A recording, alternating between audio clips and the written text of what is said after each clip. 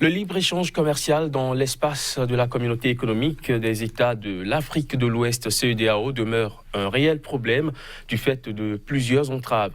40 ans après l'adoption du principe à travers la mise en place d'un schéma de libéralisation des échanges, des choix nationaux susceptibles de restreindre l'importation des biens et des services originaires de la région demeurent. On a encore à l'esprit les plaintes du Nigérian Aliko Dangote lors de l'édition 2019 du forum Mo Ibrahim à Abidjan les 6, 7 et 8 avril dernier. Une rencontre durant laquelle le richissime homme d'affaires citait les restrictions opposées à la commercialisation de son ciment sur le territoire du Bénin. Mais loin de la polémique, nous allons plutôt nous interroger sur la nature des entraves qui freinent encore l'effectivité d'une réelle zone de libre-échange en Afrique de l'Ouest. Manque de volonté politique, méconnaissance des textes communautaires par les parties prenantes ou encore protectionnisme dans un environnement hautement concurrentiel. Quoi qu'il en soit, nous allons mener la discussion. Mesdames, Messieurs, bienvenue dans ce nouveau numéro d'Espace Expo sur SICA. Le plateau juste après ceci.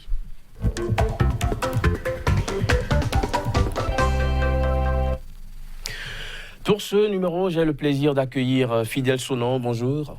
Bonjour. Vous êtes consultant en management des organisations. Docteur Sonon, bienvenue. Merci. Également sur ce plateau, Henri Gouton, bonjour. Bonjour.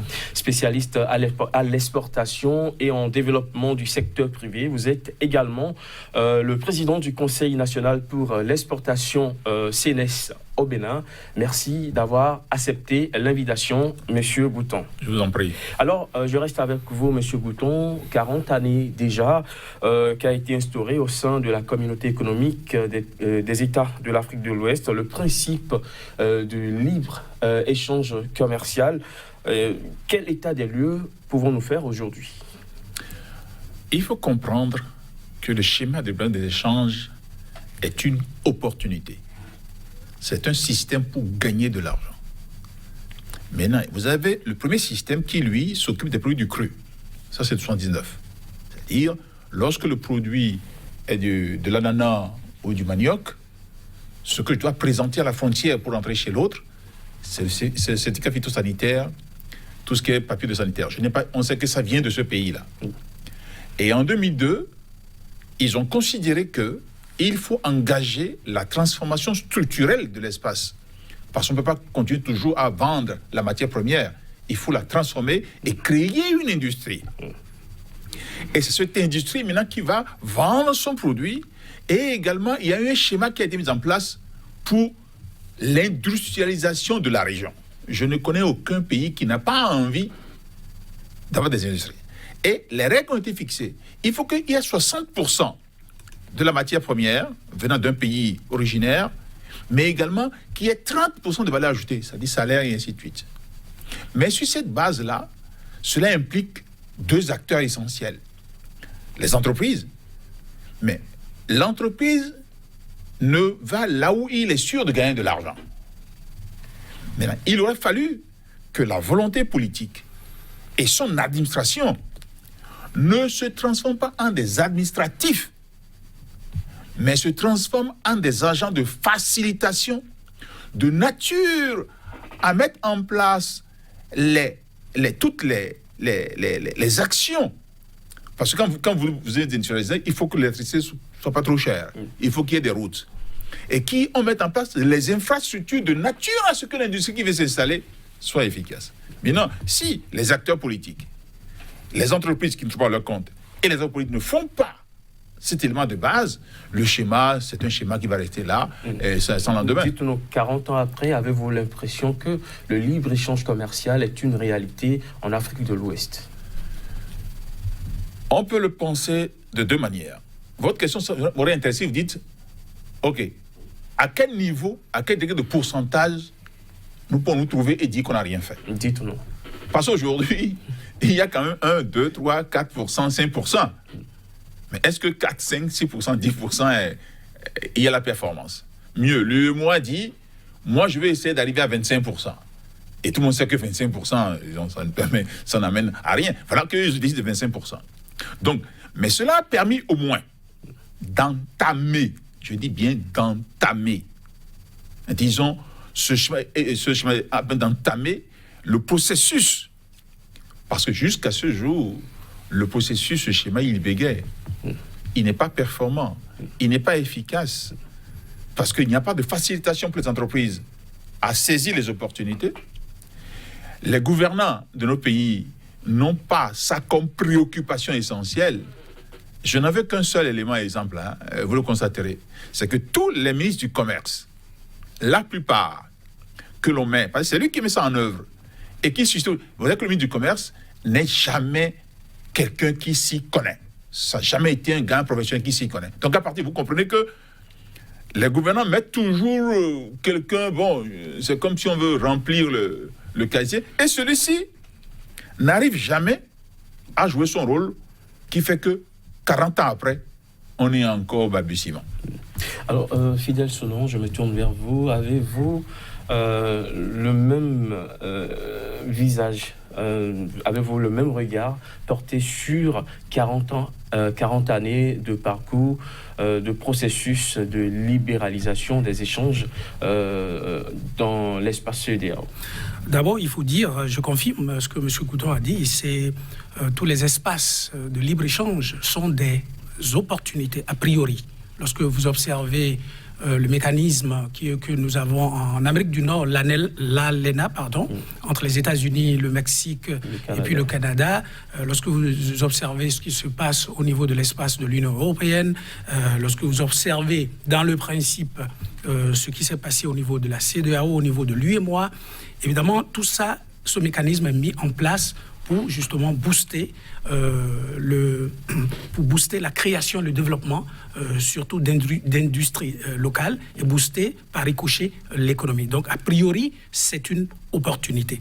Maintenant, dans l'application donc, des mécanismes qui existent, comme il a dit, nous constatons que des années après, nous constatons que les échanges intracommunautaires sont à un niveau assez regrettable. Le dernier rapport, je ne sais pas si c'est le dernier, mais en tout cas le rapport de la CEDEAO sur justement l'implémentation de ce schéma nous dit, en page 44, je crois bien, qu'il n'y a que 15% d'échanges intracommunautaires versus les échanges commerciaux globaux dans la zone. 15%, ça n'est rien. Donc ça veut dire effectivement, comme vous l'avez dit, qu'il y a des goulots d'étranglement qui certainement viennent soit des administrations des États membres ou d'autres facteurs que nous allons certainement aborder le long de cette émission. Justement, des réalités de terrain contrastent avec les dispositions juridiques, la suppression entre les États membres des obstacles à la libre circulation des biens et des services ne sont toujours pas une réalité. Alors, qu'est-ce qui, selon vous, pourrait expliquer ce niveau actuel, pas très avancé de l'intégration commerciale en Afrique de l'Ouest? Moi, je serais relativement sévère en disant que c'est la même pathologie qui frappe tous les pays africains. C'est-à-dire, nous avons une piètre capacité d'exécution.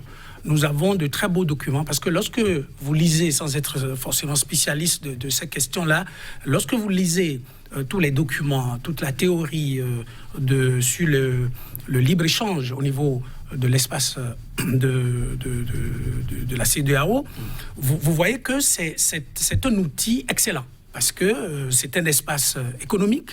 Donc c'est une union économique, c'est en même temps une union douanière et c'est aussi un espace de libre-échange. Donc dans la théorie, tout est bien fait. Maintenant, dans la pratique, ça pose des problèmes que moi je peux appeler des problèmes de discipline de groupe.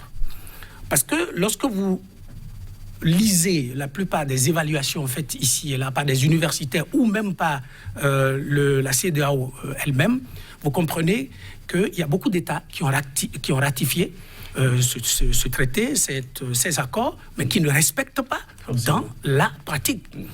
Moi, j'ai dit il faut être discipliné. Soit vous ratifiez des accords et vous les respectez, ou vous ne les ratifiez pas, ou vous évaluez votre potentiel et vous sortez souverainement, vous dites non, je n'avais pas bien compris ou je n'ai pas d'avantage à participer. À participer et je sors. Mais lorsque vous y êtes, vous respectez les accords que vous avez signés. Donc je crois que le premier élément, à mon avis, c'est le non-respect des dispositions de ces conventions signées par les 15. Manque de volonté politique.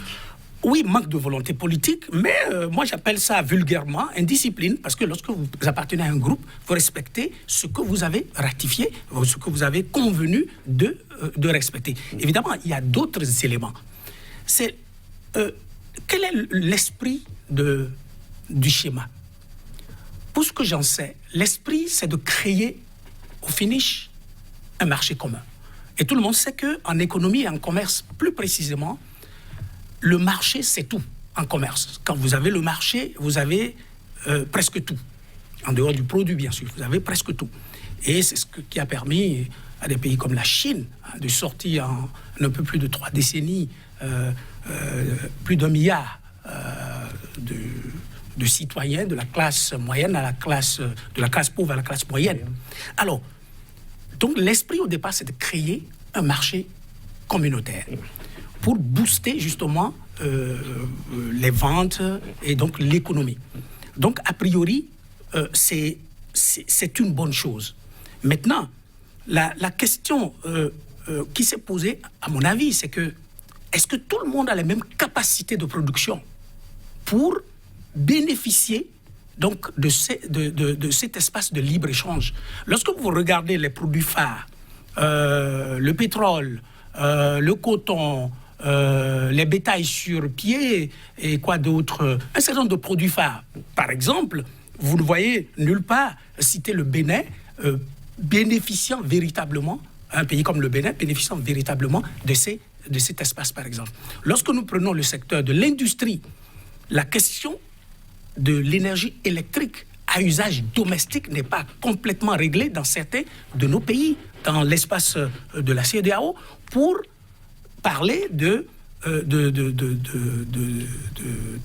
l'énergie électrique qui pourrait booster donc la production industrielle. Alors, tout le monde n'a pas les mêmes capacités de produire, parce que l'idée, c'est de faire un certain protectionnisme du marché, pas des marchés nationaux, mais du marché communautaire.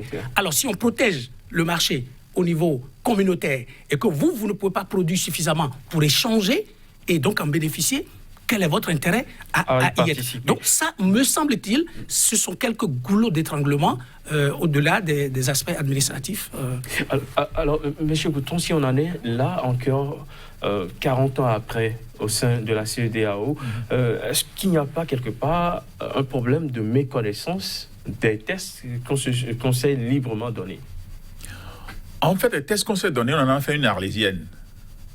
C'est détenu par 2 ou 3 fonctionnaires qui sont quelque part et qui le connaissent très bien et qui vont se promener chaque fois à intégration régionale, dans les réunions d'intégration régionale, mais qui ne font aucun effort pour que les acteurs s'en approprient. Dès l'instant que c'est un pays qui exporte, si on arrive à de telles, disons, insuffisances, c'est-à-dire le manque de volonté de politique est clair. C'est techniquement clair. Que ce sont eux qui doivent susciter, inciter à ce que le pays vende son produit dans la région.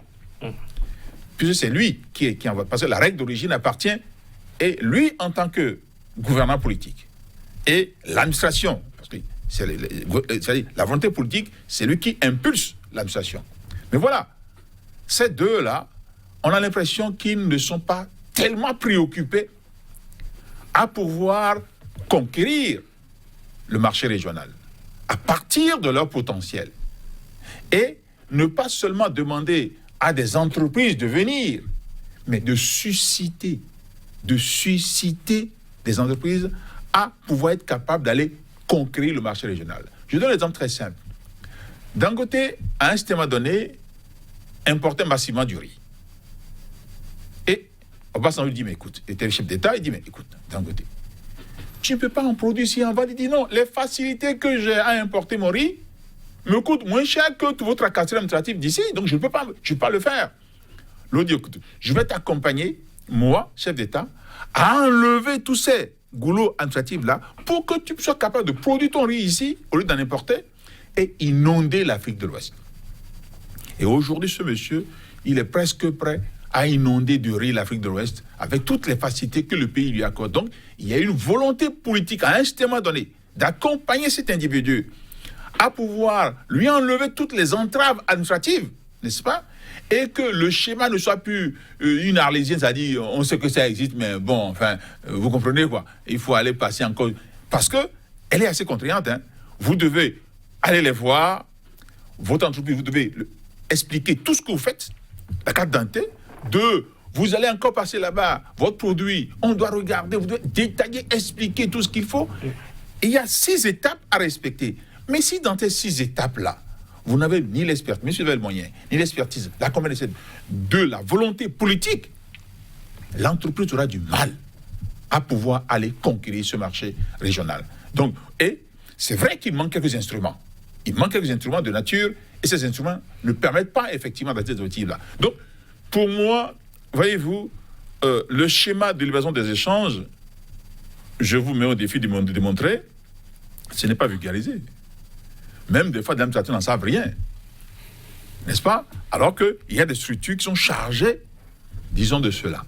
Et le drame vient de cette... Et en plus, c'est que quand vous entamez les démarches nécessaires pour respecter le schéma de livraison, ça vous oblige en ce moment à mettre en place des infrastructures et les services de qualité qui doivent encadrer la production. Je produis, mais j'ai besoin de services de qualité. Le téléphone, l'énergie, et le personnel qualifié. Vous savez, tout ça, c'est des éléments qui sont en accompagnement. J'ai besoin que les gens me facilitent la vie. Dans ce que je vais respecter les tests, hein, mais on me facilite la vie à sa compréhension et on m'accompagne, disons, à cela. Donc, vous voyez, je vais gagner de l'argent, je vais produire de la richesse.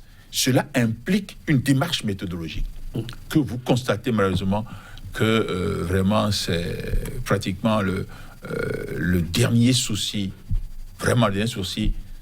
C'est récemment que vous sentez, récemment que vous constatez qu'on a mis dans un programme qu'on va engager la réforme structurelle du pays. Sinon, ça n'a jamais été ça. Fidèle Solon. Oui. Moi, je pense qu'il a mis le doigt sur quelque chose de fondamental. C'est ce qu'on a l'habitude d'appeler la lourdeur de notre administration. Donc l'administration publique africaine en général, ce n'est pas qu'au Bénin, dans tous les pays, notamment francophones. Et je voudrais, les chiffres lui donnent raison, parce qu'au Bénin, par exemple, seulement 47 entreprises ont pu avoir l'agrément pour les statistiques de 2016, pour avoir l'agrément pour bénéficier de cet espace de libre-échange. Sur combien d'entreprises, je n'ai pas les statistiques pour savoir combien d'entreprises nous avons globalement au Bénin, mais nous devons en avoir des milliers.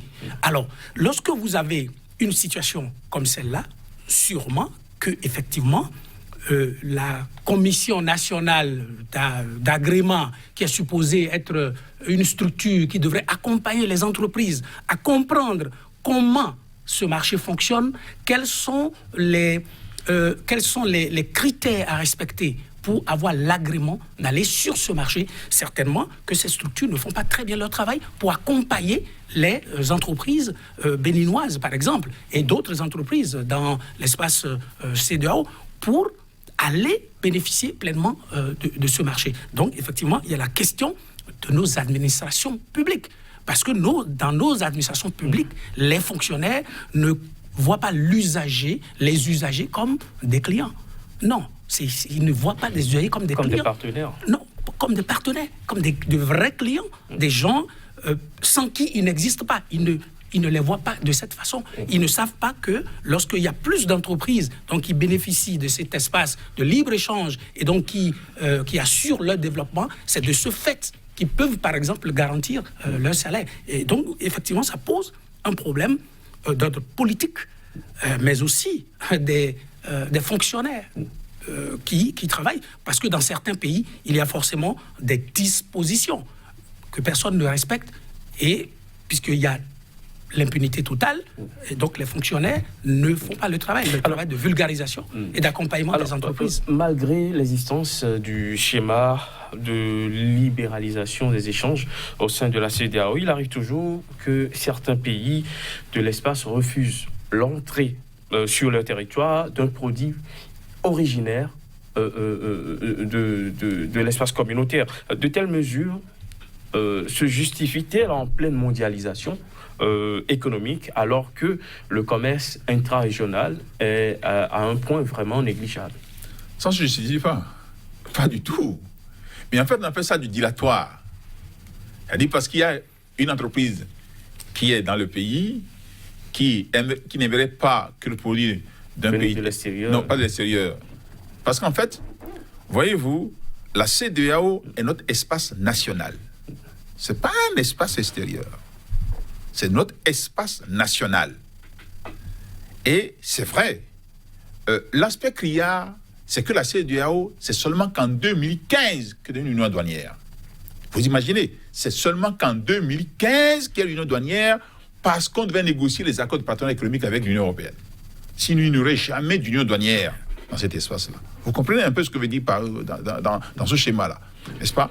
Maintenant, pour vous dire à ce niveau-là, c'est pas que, disons, l'autre dit, si vous faites rentrer ce produit, bloquez-moi ça, mettez quelques entraves. L'exemple que je donne, disons, qui me fait souvent rire, c'est que Sovitex, à un moment donné, vendait nos tissus en Côte d'Ivoire. Sovitex, c'est la société béninoise des textiles à l'époque. Vendait cela en Côte d'Ivoire. Et par moment, la Côte d'Ivoire mettait un peu une sorte à traîner, à donner les papiers pour qu'il importe, traîner un peu, tourner en rond. Et alors, c'est lui du commerce qui prenait son téléphone, appelait son collègue, disons, de la Côte d'Ivoire, mais qu'est-ce qu'il y a? Et puis bon, on ouvre un peu.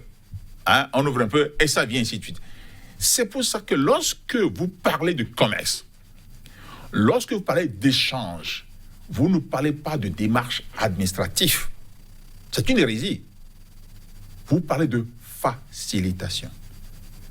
Et quand vous devenez un facilitateur, si vous constatez que les tests qui ont été pris sont trop rigides, ne permettent pas d'avancer, vous travaillez à son amélioration pour que le test, on y gagne de l'argent, apporte la croissance. Mais si un test n'apporte pas la croissance, ne lui dit pas la propriété, et que vous gagnez des tests aussi tordus, à dire que vous pensez, non, c'est ça qui m'intéresse. Ce que vous voulez dire, oui, c'est que s'il continue d'avoir des restrictions imposées à des produits importés de l'espace CEDEAO vers un pays de cet espace, c'est à cause des tests qui ne sont pas adaptés. Non, on appelle ça restriction. Nous appelons ça du dilatoire. Vous savez, les restrictions, ils ont une classification assez claire. Et je suis d'accord avec vous, hein, vous dites mot restriction parce que pour vous, c'est pas parti.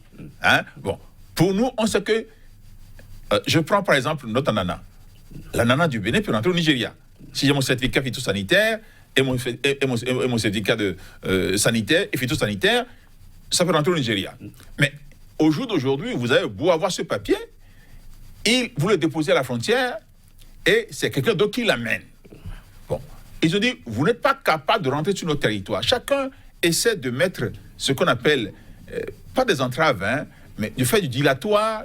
Soit vous avez soit votre pays a les capacités.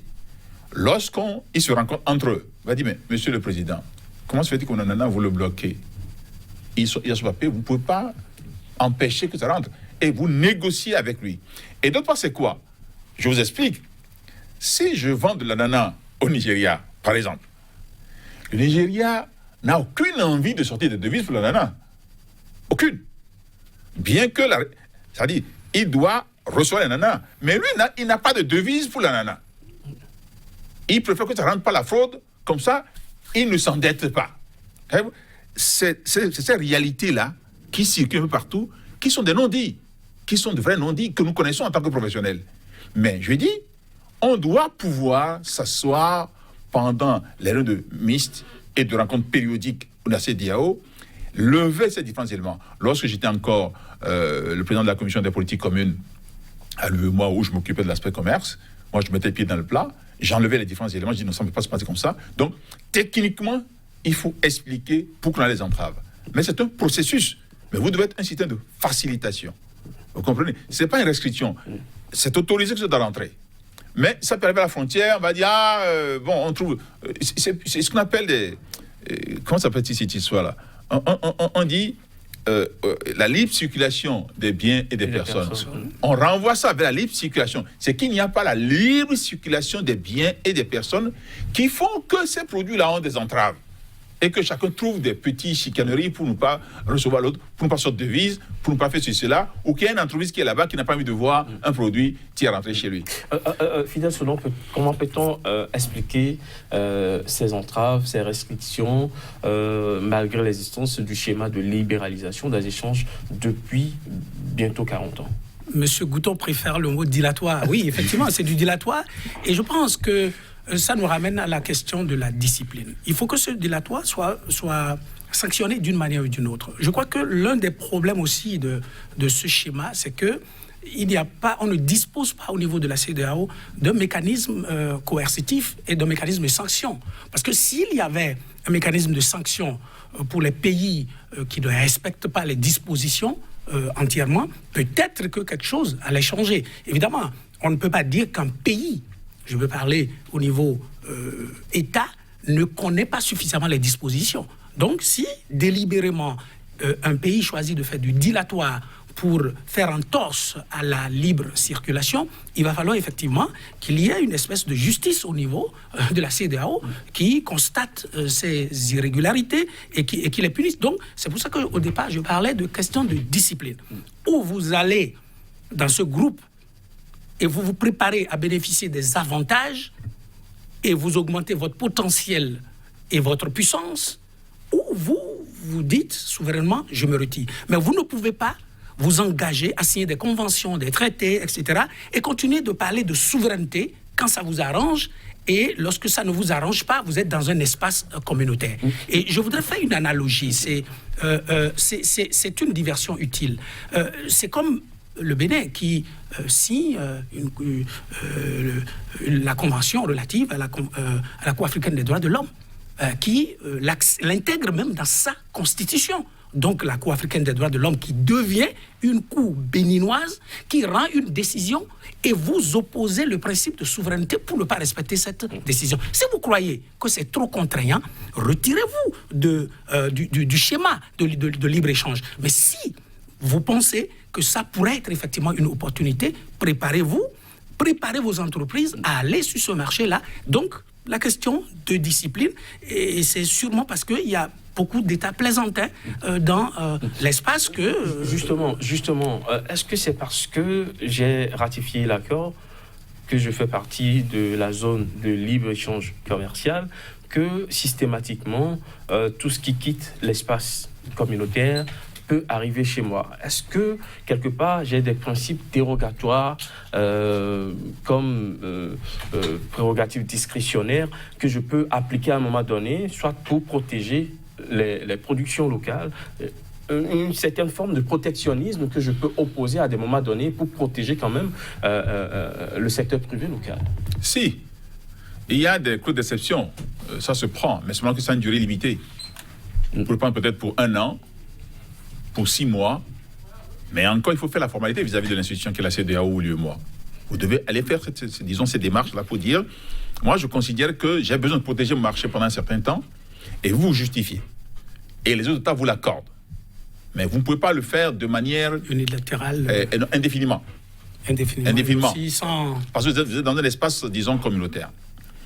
Mais ce qui se pose ici, pour bien comprendre le schéma, vous allez constater qu'ils ont mis beaucoup de moyens dans le corridor pour que les tracasseries qu'on sort. Mais posez-leur la question, combien ils ont mis de moyens dans le schéma des échanges? Rien. Alors qu'ils vont de pair. Les deux vont de pair. Parce qu'en fait, vous savez, le dilatoire, vous ne le voyez pas. Vous avez du mal à pouvoir c'est-à-dire juridiquement le prendre, parce qu'il bloque ici, vous arrivez à la frontière, au lieu de vous laisser, on va dire, les tests m'obligent à décharger toutes les marchandises, je vais regarder carton par carton, alors qu'il peut regarder seulement d'une manière aléatoire et passer. Mais la loi autorise à descendre carton par carton. Donc, il vous fait passer 3 jours à la frontière, il met vos cartons au soleil, tout ça c'est légal. Et ça dépérit avant de rentrer. Mais par contre, si vous êtes dans un schéma de facilitation, on reconnaît que ce monsieur-là peut passer avec son produit. Donc, au jour d'aujourd'hui, si vous constatez, il y a plus de moyens mis dans le corridor et il n'y a presque jamais de moyens mis dans, disons, la facilitation des échanges vis-à-vis d'autres pays. Et dans chaque pays, c'est difficile d'avoir... Et les directions en charge de cela sont là pour ça. Hein? Mais en réalité, vous constatez que leur travail, ils font que de purement administratif. Aller aux réunions, venir s'asseoir. Et vous allez voir qu'on met également beaucoup de moyens dans les surveillances multilatérales. C'est-à-dire, regardez la croissance, regardez la pauvreté, vous voyez les montants, le FMI passe, celui-ci passe, c'est tout ce qu'il faut. Mais ce qui doit permettre d'apporter la croissance elle-même, c'est les échanges. Vous constatez que les moyens ne sont pratiquement pas humains, matériels et financiers, ne sont jamais au rendez-vous.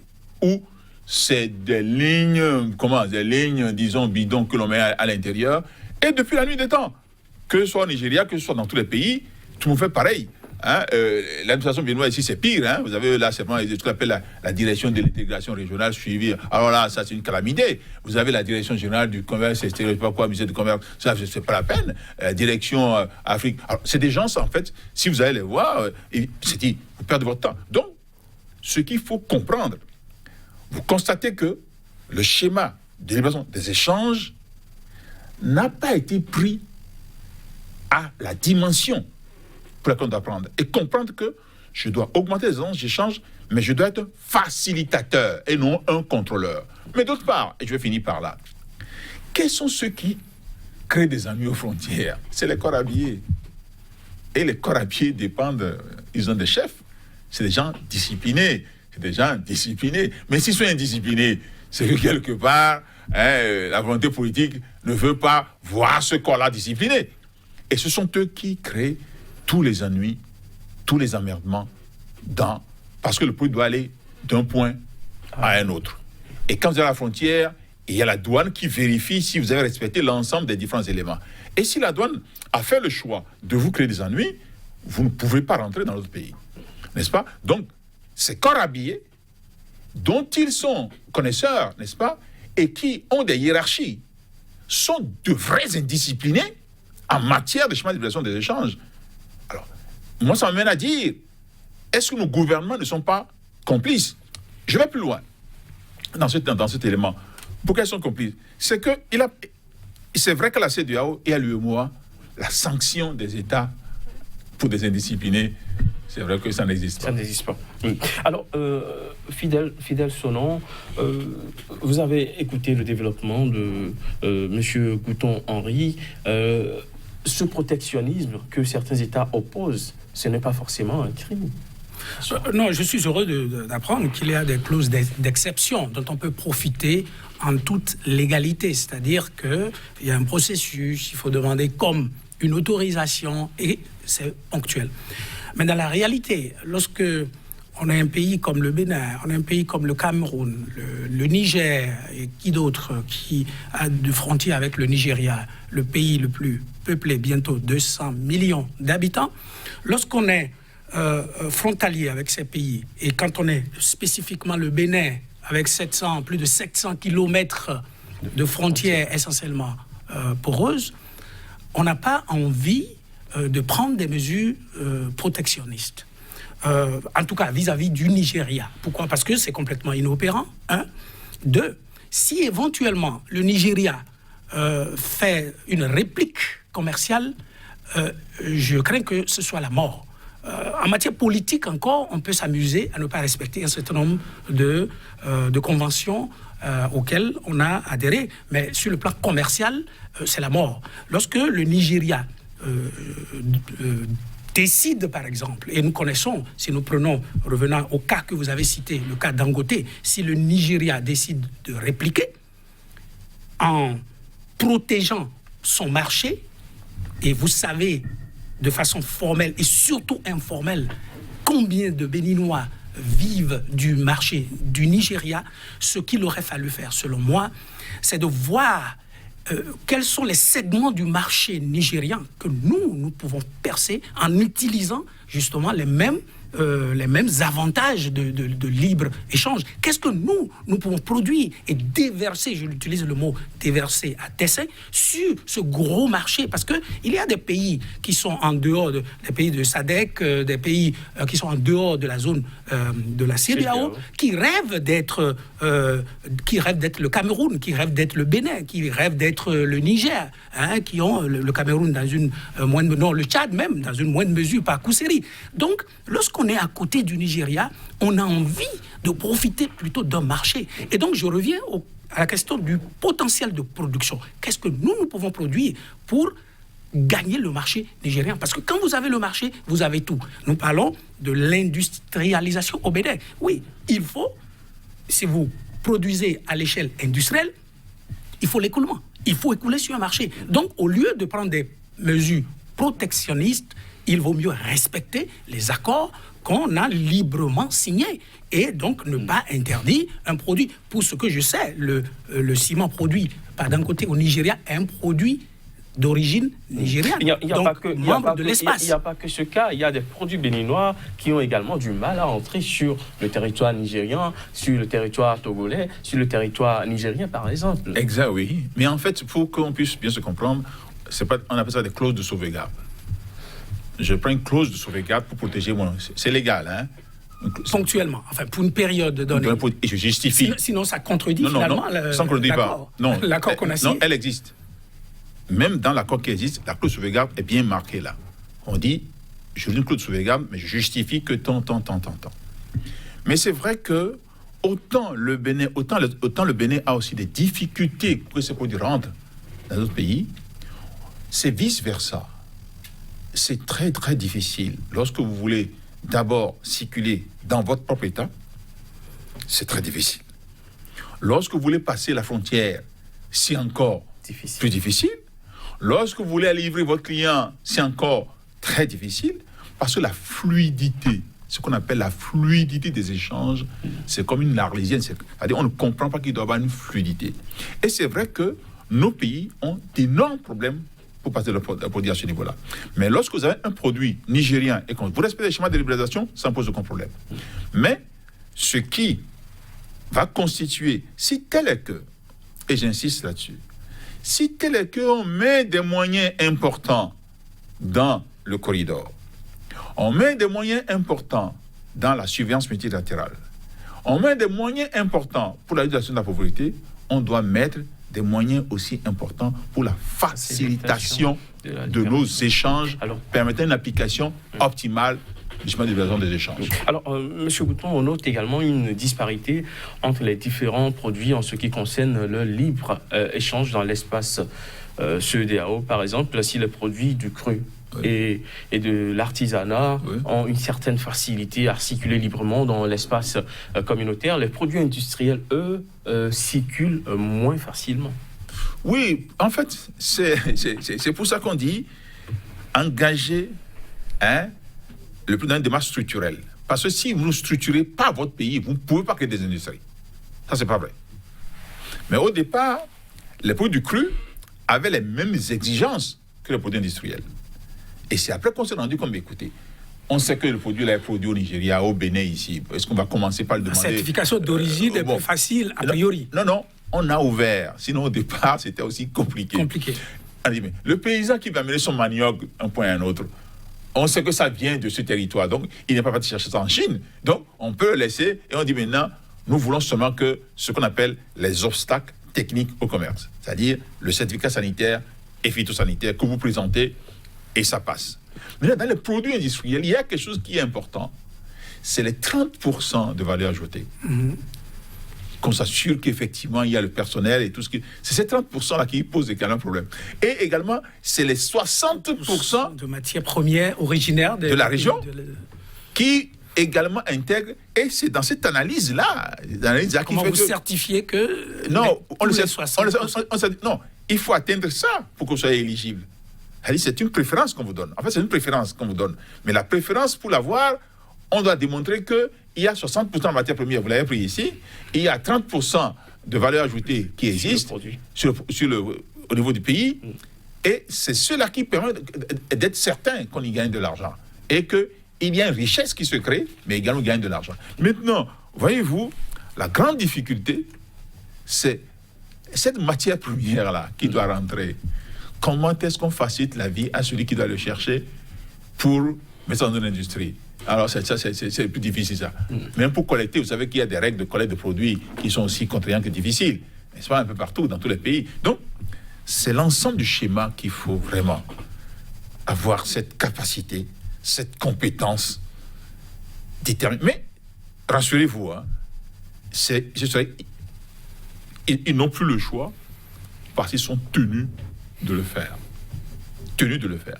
Parce que d'ici quelques années, nous allons avoir un espace de libre avec l'Union européenne. Et là, voilà qu'on est CFA et qu'on doit jouer en première division européenne. Alors, vous avez compris. C'est-à-dire, CFA, c'est la division d'honneur de football. Là. Nous, on est une division d'honneur de amateurs et il faut jouer en première division. Quitter la 4e division pour la première division. La première division, mais pas la première division chez nous ici. Alors, donc, à partir de là, vous êtes tenu d'engager ces réformes structurelles-là, sinon bientôt, on ne sera que des importateurs nets des produits d'extérieur. Fidèle Sono. Oui, il faut confirmer effectivement que ça n'est pas que les petits pays qui ne respectent pas les normes. Quand nous prenons effectivement le Nigeria, par exemple, il est clair, tout le monde sait qu'au niveau des normes phytosanitaires, par exemple, le Nigeria est très strict, enfin, plus strict que la norme exigée dans l'espace. Alors donc ça pose un problème de la disharmonie ou de mise en harmonie des normes au niveau de tous les pays. C'est-à-dire que si on dit... On peut parler de tricherie, ou bien ce serait trop dire. Le Nigeria n'est pas aussi strict dans l'aspect sanitaire quand on le dit. Le Nigeria a d'autres problèmes. Peut-être qu'on aura la monnaie unique. Mais c'est parce que nous, on est franc CFA et la devise, on peut en prendre comme eux. Donc ça fait toujours partie du dilatoire. Mais du vrai dilatoire. Et chacun surveille sa devise. Et je vous paye en devise ou qu'est-ce que je fais? Donc à partir de là, il y a d'autres contingentements qui font que chacun, disons, protège son économie et se gère mieux. Parce que eux, alors, c'est pour ça que... Dans ce cas, autant sauter le schéma de libre-échange. Non. Puisque le schéma est là, tout le monde cherche à le contourner. Contourner, il y a des clauses... S'il n'y a pas de schéma d'urbanisation au niveau du pays, ça veut dire qu'il n'y a pas... il faut oublier le passeport CEDEAO, il faut oublier toutes les facilités. Parce que l'autre, il est content de prendre sa carte d'identité et de voyager jusqu'en Côte d'Ivoire. Hein. Mais vous croyez qu'il est prêt à ce qu'on le lui enlève? Parce qu'en fait... Surtout pas. Il y a tellement d'avantages qu'on a aujourd'hui. Vous savez, je prends ma voiture, je roule d'ici, je vais au Nigeria, parce que j'ai la carte assurance brune CEDEAO.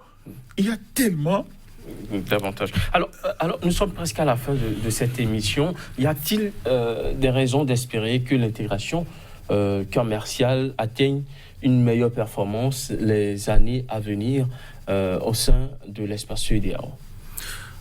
Oui, il faut continuer à espérer parce que nous avons dit à l'entame que c'est une opportunité. Si les États-Unis, le pays économiquement le plus puissant du monde, trouvent la nécessité d'aller dans un espace de libre-échange avec les pays qui l'environnent, donc ce n'est pas nos petits pays qui ne voudront pas. Donc, effectivement, il faut des mesures. Il faut, par exemple, renforcer le mécanisme de suivi et d'évaluation, parce que ça pourra nous permettre d'identifier les problèmes que M. Gouton a identifiés au niveau de nos administrations et de les régler. Et en dehors de ça, il y a quand même aussi, il y a des choses qu'on n'a pas évoquées ici. Il y a l'état de nos routes qui peuvent freiner aussi...